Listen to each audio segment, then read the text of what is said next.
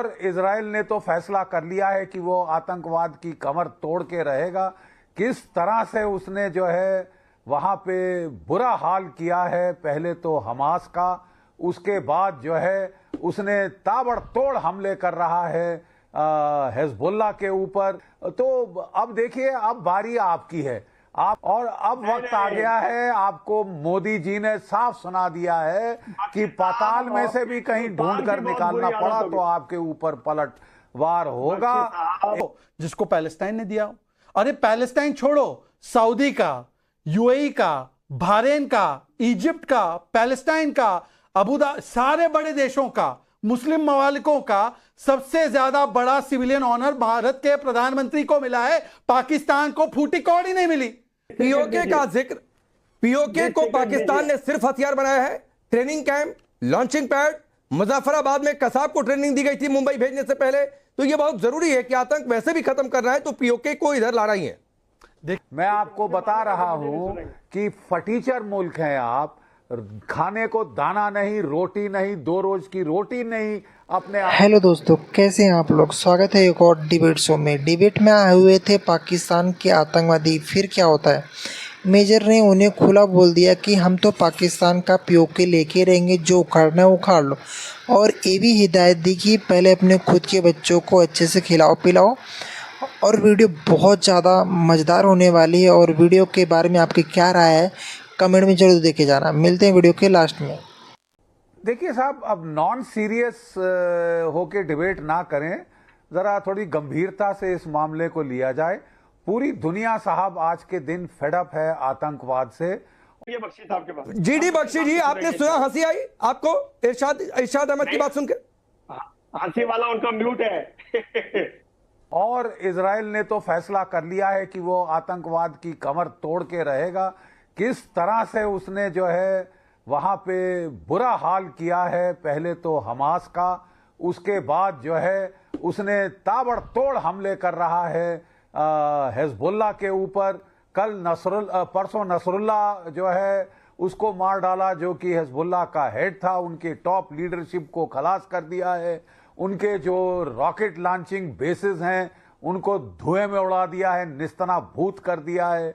तो अब देखिए, अब बारी आपकी है। आपको ट्रेलर से समझ जाना चाहिए कि आगे क्या होगा। लेकिन आप हैं कि जब तक आपके ऊपर जो नकेल ना कसी जाए, आप मानते नहीं हैं। और अब वक्त आ गया है, आपको मोदी जी ने साफ सुना दिया है कि पाताल में से भी कहीं ढूंढ कर निकालना पड़ा तो आपके ऊपर पलटवार होगा। एक ही चीज डिस्कस करने वाली है, और वो है पाकिस्तान ऑक्यूपाइड कश्मीर। वो कब वापस दे रहे हैं? वो हमारा है, हमारा था और हमारा रहेगा इंशाअल्लाह। मैं आपकी जबान में बता दूं आपको, देखिए साहब, मुसीबत आ रही है। 1 मिनट सुन लीजिए, फिर मैं बड़े इत्मीनान से आपको सुनूंगा। आप मेरी आदत जानते हैं।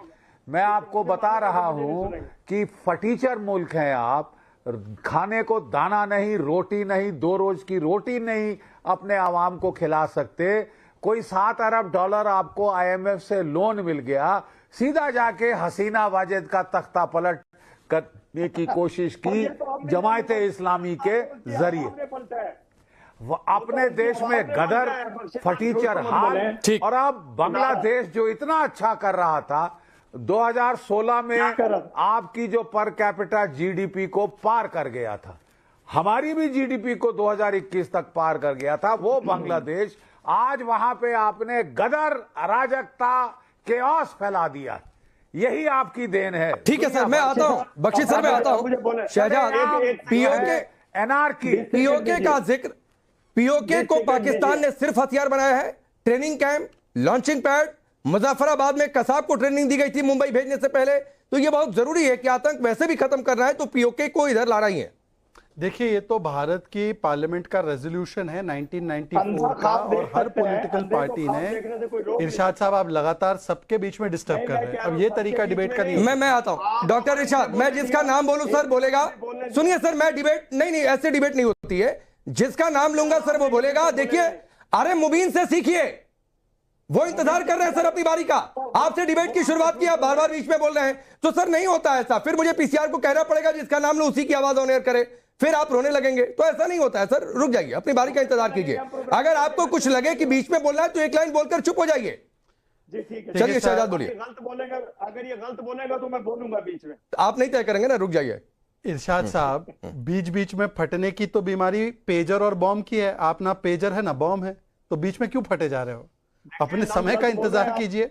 या तो लगेगा आप पेजर हो या बॉम्ब हो। अब बता नहीं, पेजर वेजर लेकर घूमते नहीं हो ना आजकल। पेजर लेकर नहीं घूमना है इरशाद साहब, पेजर रख दो साइड में। इरशाद साहब पेजर रख दो साइड में। इरशाद साहब डिबेट के पहले पेजर रख दो, अपना पेजर रख दो। इरशाद साहब मैं आपकी भलाई के लिए बोल रहा हूँ, पेजर रख दो। सुन लीजिए, आपकी भलाई के लिए बोल रहा हूँ, अपना पेजर रख दो। अब सुन लीजिए, हमारे बारे में हम सुन लीजिए। सर मुझे आपकी आवाज वैसे ही नहीं आ रही। आपकी आवाज क्या कनेक्शन, इंटरनेट का पैसा नहीं दिया है क्या आज आपने? सुन लीजिए, आपकी आवाज वैसे ही नहीं आ रही ठीक से। सुन लीजिए, ऐसा है कि आप जो बात कर रहे हैं ना, पीओके के ऊपर तो भारत का स्पष्ट रेजोल्यूशन है पार्लियामेंट का कि ये भारत का अभिन्न अंग है और ये भारत में ही वापस आना है। ये तो पीओके जब टेम्पररी इनके पास इन्होंने कब्जा करके रखा है, और वो भी इतने बेगैरत है कि इन्होंने चाइना को बेच दिया है, और चाइना वहां पर इनको वहां पर आने भी नहीं देता, और चाइना उनको वहां से भी भगाता है। आपने बात की पैलेस्टाइन की, सर बीच में मत बोलिए। पैलेस्टाइन की आपने बात की। सर इरशाद जी थोड़ा धैर्य रखिए, थोड़ा सब्र रखिए। अब जिसका मैं नाम लूं उसी की आवाज ऑन एयर रहेगी। अभी सिर्फ शहजाद की आवाज ऑन एयर जा रही है, और जब मैं कहूंगा तब आप बाकी गेस्ट की आवाज ऑन एयर करिएगा। अब मैं अपनी बात पूरी कर लेता हूं। आपने क्योंकि पैलेस्टाइन पैलेस्टाइन का रोना रोते हो ना, पैलेस्टाइन का हाईएस्ट सिविलियन ऑनर पता है किसको मिला है? आप पाकिस्तान का कोई पीएम हो तो बता दो, मोदी जी को मिला है। Grand collar of state of Palestine 2018 में मोदी जी को मिला है। अब मुझे बता दो पिछले 10 वर्षों में कोई पाकिस्तानी प्रधानमंत्री हो जिसको पैलेस्टाइन ने दिया हो? अरे पैलेस्टाइन छोड़ो, सऊदी का, यूएई का, बहरीन का, इजिप्ट का, पैलेस्टाइन का, अबूधाबी, सारे बड़े देशों का, मुस्लिम ममालिकों का सबसे ज्यादा बड़ा सिविलियन ऑनर भारत के प्रधानमंत्री को मिला है। पाकिस्तान को फूटी कौड़ी नहीं मिली। मतलब मुस्लिम देशों में भी आपकी क्या हैसियत है, यह समझ लीजिए। और इरशाद जी चिंतन कीजिए कि क्यों आज आप अल्लाह आतंक इसके भरोसे थे, अब अल्लाह तो साथ नहीं रहा, अमेरिका भी आपके साथ नहीं रहा, केवल आतंक के सहारे आप बचे हो। नहीं, एक और चीज है राजा मुबीन, और वो चीज है कि जो तुर्की कदम कदम पर पाकिस्तान का साथ देता था, कश्मीर का नाम लेता था, अब उसने कश्मीर का नाम लेना छोड़ दिया है। बाकी मुल्कों की तो बात ही छोड़िए। सबसे पहले तो मैं आप सबका शुक्रिया अदा करता हूं कि आप लोगों ने मुझे मदद किया और मौका दिया। काफ़ी टाइम बाद जनाब के आप सामने आमने हुए हैं हम, तो दुआ है कि अल्लाह ताला आप सबको सलामत रखे। तो दूसरी बात ये है कि भाई एक बंदा अगर बोल रहा हो तो सारे बंदों का, हम जितने भी जिस मजहब से भी तल्लक है, जिस मुल्क से भी है, तो हमारा अदब कहता है कि हमारा मुंह बंद होना चाहिए। बाकी लोग अपनी पॉइंट करेंगे तो फिर उसके बाद पॉइंट हम उसकी भी बात कर सकते हैं। तो सारे भाई एक बंदे की बात सुन लें तो फिर सारे आगे बोलिएगा। अभी आपका सवाल सर आप दोबारा रिपीट कीजिएगा, मैं जवाब देता हूँ। नहीं चलिए, आपने एक बात तो बता दी कि पाकिस्तान बिना अदब वाला मुल्क है, क्योंकि बार बार डॉक्टर इरशाद बीच में बोल रहे थे। चलिए खैर, तुर्की ने भी कश्मीर पर पाकिस्तान का साथ छोड़ दिया, नंबर 1 बात। नंबर 2 बात है, पीओके में आप काफी एक्टिव रहते हैं, वहां तो मुजफ्फराबाद में आए दिन प्रदर्शन हो रहे हैं कि हमें तो भारत में जाना है।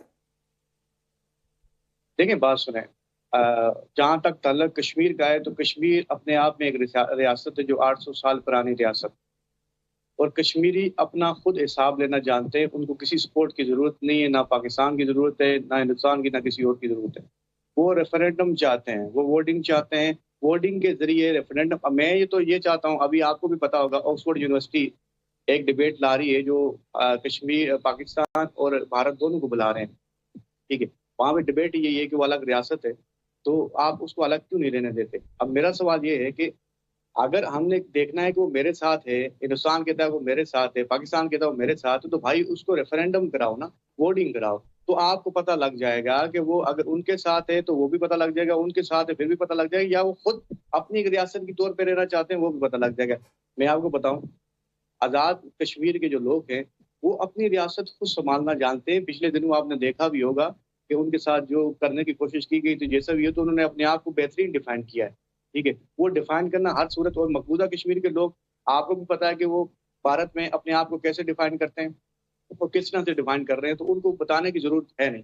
और तुर्की की भी हमें जरूरत नहीं। अगर कोई बंदा हमारी सपोर्ट नहीं करता, बात नहीं करता, कोई मसला नहीं। यहाँ तो फलस्तीन के बच्चे मर रहे हैं, बेवा हो रही हैं औरतें, सब कुछ हो रहा है, लोग उनकी बात नहीं करते, तो हमारी बात कौन करेगा? आप सऊदीया की बात कर लें, यूएई की किसी भी बात कर लें, कोई उन पे डिबेट नहीं करता।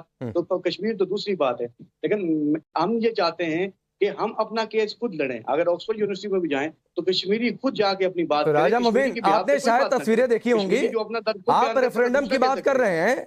जम्मू कश्मीर में देखिए चुनाव हो रहे हैं सर, लोग बड़ी तादाद में, महिलाएं, सभी उम्र के लोग पहुंच रहे हैं जो वोटर लिस्ट में हैं। ऐसा नहीं कि कोई बुजुर्ग नहीं पहुंच रहा, महिला नहीं पहुंच रही, नौजवान नहीं पहुंच रहे। तो देखिए ये चुनाव, ये डेमोक्रेसी होती है। और शहजाद, एक बात है, ऑक्सफोर्ड यूनिवर्सिटी की बात कर रहे हैं, तो नहीं सुनिए सर, आपने एक बात कही, आपको 1.5 मिनट मैंने करीब करीब सुना। भारत पाकिस्तान का मसला किसी विश्वविद्यालय में जाकर किसी डिबेट के मंच से हल नहीं होगा। मैं उनको गलत वो जब भी होगी, पाकिस्तान जब भी आतंक छोड़ेगा तो बातचीत होगी बैठकर।